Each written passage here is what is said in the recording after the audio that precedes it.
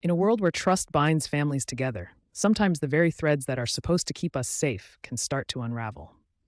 Picture this: a simple request, a photograph of a birth certificate, becomes the catalyst for a storm of suspicion and turmoil within a family. It sounds like the beginning of a mystery novel, doesn't it? But this, my friends, is a slice of my life, a moment where I had to stand at the crossroads of trust and caution. Let me take you back to the beginning of this saga. My mother, out of the blue, asked me for a picture of my 16-year-old son's birth certificate. She said she wanted to open a bank account for him to save money in his name. A kind gesture, you might think, at first glance. But here's where things get murky.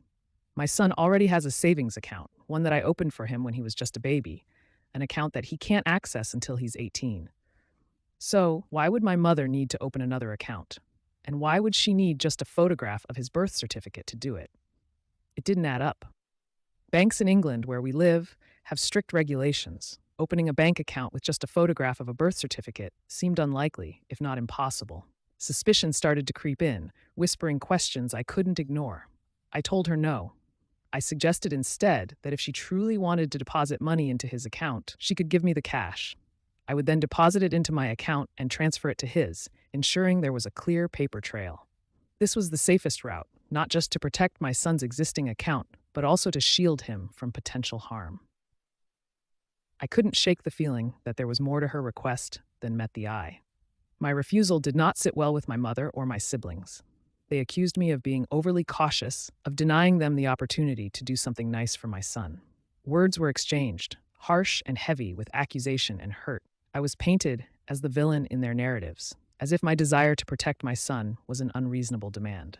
But here's the thing: my gut told me something was off. Why would they be so insistent on getting a picture of his birth certificate? In the back of my mind, a disturbing thought began to take shape. Could it be possible that they wanted his birth certificate for something else? The registration number on a birth certificate is a sensitive piece of information, one that could potentially be misused for fraud. As days turned into nights and the initial shock of the confrontation faded, I found myself wrestling with a heavy heart. Families are supposed to be our safe havens, the ones who have our backs when the world turns dark. Yet, here I was, feeling isolated by my own, doubted for simply wanting to protect my son. I stand by my decision, even as the whispers of doubt try to creep in. Protecting my son's future, his identity, is my paramount duty as his parent. If that means weathering the storm of misunderstanding and accusation from those I love, so be it. But this tale isn't just mine to tell. It's a reflection of the broader struggles we all face when navigating the murky waters of familial bonds and trust. Have you ever found yourself in a situation where you had to choose between the trust of your family and the protection of your loved ones? How did you navigate those treacherous waters? This story doesn't have a neat conclusion, wrapped up with a bow.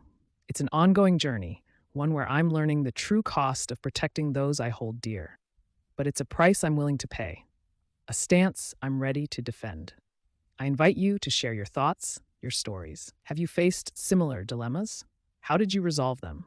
Sometimes, knowing we're not alone in our struggles can be the beacon of light that guides us through the darkest of times.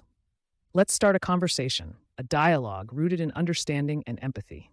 Because at the end of the day, it's our shared experiences that bind us, teaching us that even in moments of doubt, there's strength to be found in the courage of our convictions.